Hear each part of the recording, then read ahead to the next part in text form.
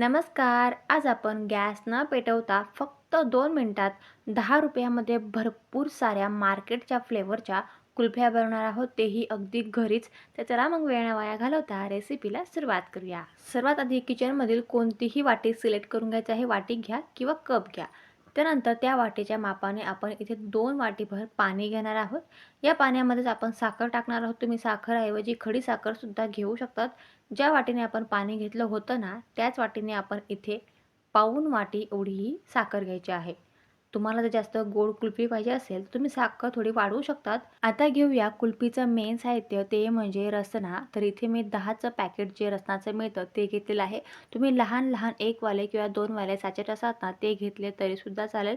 10 वाल्या रसनाच्या सॅचेटमध्ये, पॉकेटमध्ये हे असे 2 सॅचेट निघतात. एक म्हणजे रसनामध्ये लिक्विड फॉर्म आणि एक पावडर फॉर्ममध्ये. जी पावडर फॉर्मची रसना आहे ना, ती 1 चम्मच घ्यायची आहे. त्याने खूप छान रंग येतो. आणि दुसरी जी आहे ती लिक्विड फॉर्मची रसना आहे, ती सुद्धा 1 चम्मच घ्यायचा आहे. ज्याने छान फ्लेवर आणि चवसुद्धा मस्त येईल. लहानपणी कुल्फीवाल्याची गाडी आली की लगेच आपण कुल्फ्या घ्यायला जायचो की नाही? त्याच चवीची आणि त्याच फ्लेवरची ही कुल्फी तयार होते अगदी बजेटमध्ये. रसना पाण्यामध्ये व्यवस्थित मिक्स करून देऊया आणि यामध्येच टाकूया अगदी चिमूटभर काळं मीठ. तुमच्याकडे जेही मीठ असेल तर तुम्ही टाकू शकतात.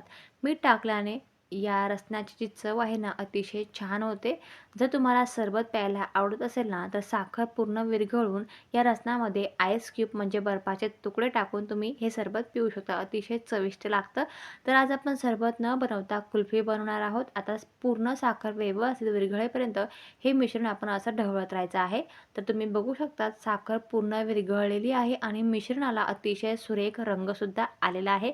यामध्ये आपण कोणत्याही प्रकारचा फूड कलर वापरला नाही, कारण रसना पावडर फॉर्ममध्ये होती आणि लिक्विड फॉर्ममध्ये होती. त्यांनाच खूप छान सुरेख रंग होता आणि त्यामुळेच मिश्रणाला अतिशय छान रंग आलेला आहे आणि फ्लेवरसुद्धा. आता हे मिश्रण एकदा चाळून घेऊया. चाळल्यानंतर लगेच आपण मोल्ड्समध्ये हे मिश्रण फिलअप करणार आहोत. तर तुम्ही बघू शकता मस्त असा ऑरेंज रंग या मिश्रणाला आला आहे. जसं आपण कुल्फीच्या गाडीवरती जी कुल्फी घेतो ना ऑरेंज कलरची, सेम त्याच रंगाची ही कुल्फी मिश्रण तयार झालं आहे. आता या ठिकाणी माझ्याकडे हे असे कुल्फीचे मोल्ड्स आहेत. जर तुमच्याकडे कुल्फीचे मोल्ड्स नसतील ना, तर हे असे थर्माकॉलचे यूज अँड थ्रोचे चहाचे कप असतात किंवा मग हे असे स्टीलचे लहान-लहान कप असतात किंवा ग्लास असतात, ते सुद्धा तुम्ही घेऊ शकतात. आता या मोल्ड्समध्ये आपण हे रसनाचं जे मिश्रण आहे ना, ते टाकून घेऊया. तर तुम्ही बघू शकतात फक्त 2 मिनिटात आपण हे रसनाचं लिक्विड तयार केलेलं आहे आणि ₹10 आपण भरपूर साऱ्या कुल्फ्या तयार केल्या आहेत. आणि जे पॉकेट आहे ना, त्यामध्ये सुद्धा अजून रसनाचं पावडर आणि लिक्विड पडलेलं आहे. ते आपण सरबतसाठी किंवा अजून कुल्फ्या तयार करणार तेव्हा वापरून घेऊ शकतो. आता ते फ्रीजमध्ये ठेवून देऊया.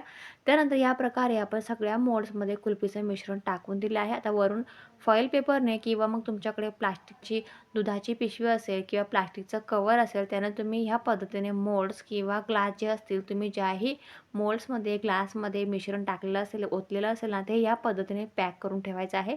जेणेकरून त्यामध्ये एक्सेसिव्ह जो एक्स्ट्राचा बर्फ असतो तो जमा होणार नाही.